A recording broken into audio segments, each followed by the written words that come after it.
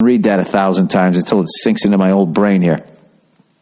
All right, cop writing in. Dear Billy No Booze, I'm a police officer in a major Canadian city, and I wanted to chime in about the opioid fentanyl crisis you were mentioning recently. It's a fucking epidemic. Oh, yeah, Jesus Christ. These guys see this. I would think so many of their calls that they respond to has something related to do, overdose or violence of somebody trying to get this shit or whatever. Anyways, and the average person reading the death toll in the paper sees the numbers but not the faces. I thought Dave Chappelle's bit on it in his new special was funny, sad, and accurate.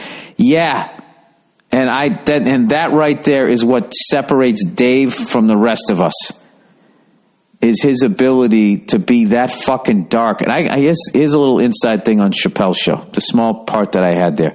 When I saw the first cut of the Law and Order sketch, in the end, when the white dude's in prison trying not to get raped, and then Dave's character is on the golf course, the way him and Neil first put that fucking thing together, it was so fucking dark. Like, it actually made me feel like, wow, like what the fuck.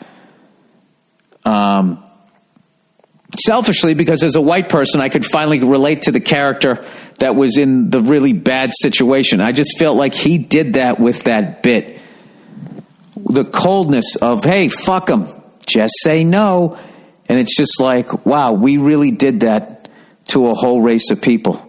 And that was their kids, their parents, and all of that, and just let them die. It's just fucking brutal. And he somehow got a laugh out of that.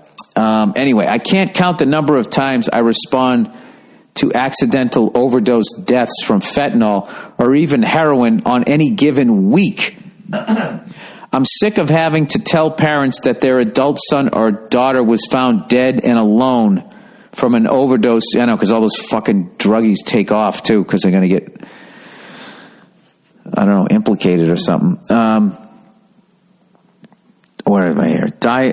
Were found dead alone from an overdose behind a dumpster, behind the wheel of his shitty stolen Honda Civic, or in a fucking McDonald's bathroom. It also ruins little Timmy's goddamn Happy Meal experience when they go to use the bathroom and find this. Jesus Christ. So what's the solution? I don't fucking know, Bill. I'm a street cop, and the people in charge of this shit are too entrenched in red tape to take suggestions.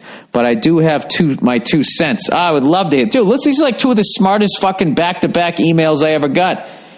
You know? Nobody asking for advice. They're educating old freckles here. All right. It's true that almost all homeless people have a mental illness or a drug addiction. The three are tied together in a destructive cycle of petty crime to feed the habit, wandering around like zombies from The Walking Dead, ending up in jail or why don't I just say and/or? Why am I reading the slash? And/or a hospital, ER/psych ward visit, then back on the street without solving anything whatsoever. Yeah, because there's no money in it. Because these rich cunts don't fucking give a fuck about anything. And I don't know how the politicians work in your country, but ours are set up to be bribed. They're grossly, grossly fucking underpaid. So they need someone to finance their fucking... It's like a band trying to get signed by a record label back in the deal, and you just get fucking raped. So how do we break the cycle? My opinion is forced long-term rehab. It sucks to say, but there are plenty of resources out there for addicts/homeless people to get better, but most would rather not go through the trouble once they are strongly addicted. They need to be taken out of the general population for their own and others' safety, and the addiction/mental illness combination can lead to unpredictable behavior and violence. Doesn't all of this make sense? If we got money for all this other shit, why don't we do this? The facilities themselves, and you know what? Someone would figure out how not to give them their right fucking treatment and make money off of these fucking people. The facilities themselves need heavy independent civilian oversight, and those being held should have regular assessment to determine whether they can actually hold a job or take care of themselves, or whether they're too fucked from years of drug abuse and trauma. If they go, they should have regular check-ins. If not, try to give purpose and meaning to their lives, and continue to have regular assessments.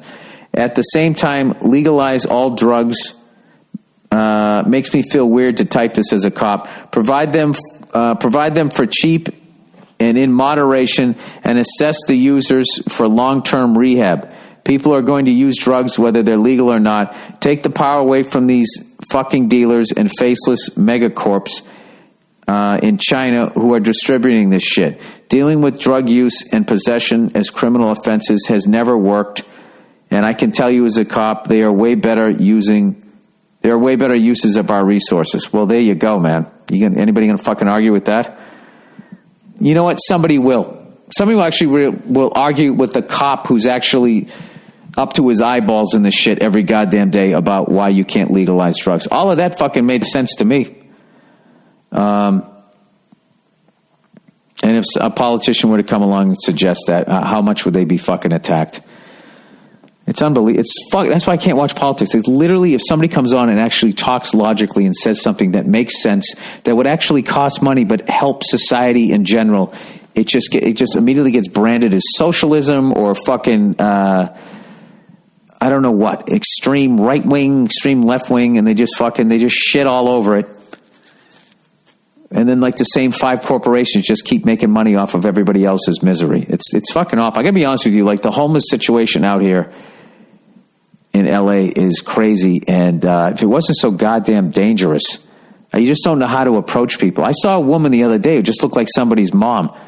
And I was thinking like maybe that would be somebody that, you know, and it was daylight and shit, that you could maybe try to like just fucking help out. Like what if I found like a family that was fucking homeless and, you know, I set up like a donation thing and everybody throws in $1 and you just fucking pay for an apartment so that you get those people off the street so they feel safe and they can, you know, shower and get them some clothes so they don't look like they're living on a street, so the mom can go into a job interview or something like that. Like, I really think at this point, it's kind of a cop-out to just sit there and fucking blame politicians, because you know that system doesn't work and their hands are tied. I think it's kind of like it's up to, you know, just regular people. You know, I live in this city. Why don't I try and take care of it? I don't think it's enough at this point. It's not working that I just take care of myself. And if you have a little bit of means or something like that, I don't know, maybe that could be something to look into. I just have no idea how to fucking approach somebody on the fucking street like that. And I don't feel like getting this shit kicked out of me or get scratched and then have to take 42 fucking shots to the abdomen. You know, those rabies shots or some shit. See, look at that. I'm nervous. I would be nervous to do that. But that could be I don't know.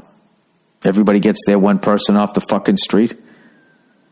You know, as opposed to all these fucking banks just loaning out all these money for these fucking construction company to keep knocking down cool shit for regular people to do, to put up another fucking unoccupied fucking apartment building nobody can afford to go into. Jesus Christ, I'm on my soapbox this week.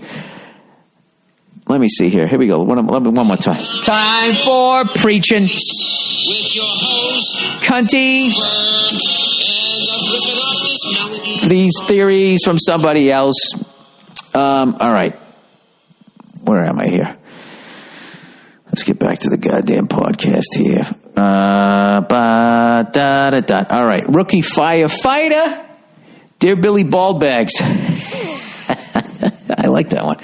I'm a lady listener for a while now and seriously love how you don't give a fuck and say it how it is. It's so rare now. I say how I think it is. But I'm just joking, so everybody relax. But I don't know how it is. Nobody knows how it is. I just got hired into a fire, although that last cop, he kind of knew how it was. I got hired onto a fire department, took a year of applying to every fucking department possible, and I'm beyond excited to get out there and put that wet stuff on the red stuff. Water on fire, LOL. All right, I thought you were being dirty there. And was wondering if you had any advice how to deal with dicks that think I can't do the job / the normal rookie hazing. You just got to take it, sweetheart. And this is, I can tell you what you got to do. When they fucking trash you, you laugh. The worst thing you can do is get upset and show weakness, because then they're just going to fucking be on you. They're going to be on you. If they come at you with any misogynistic shit, you just fucking roll with it. Don't listen to these fucking fruitcakes out there going like, you should complain to human resource, and then everybody's going to think you're a dick and no one's going to want to work with you. They're just breaking balls. Even though you don't have any. But you do have balls if you're becoming a firefighter. So I don't know how that works. You do have balls. They're pulled up in you, aren't they? They turn into ovaries. I never took a health class. I don't even know. I'm a dad and I don't even know how a woman's fucking, you know.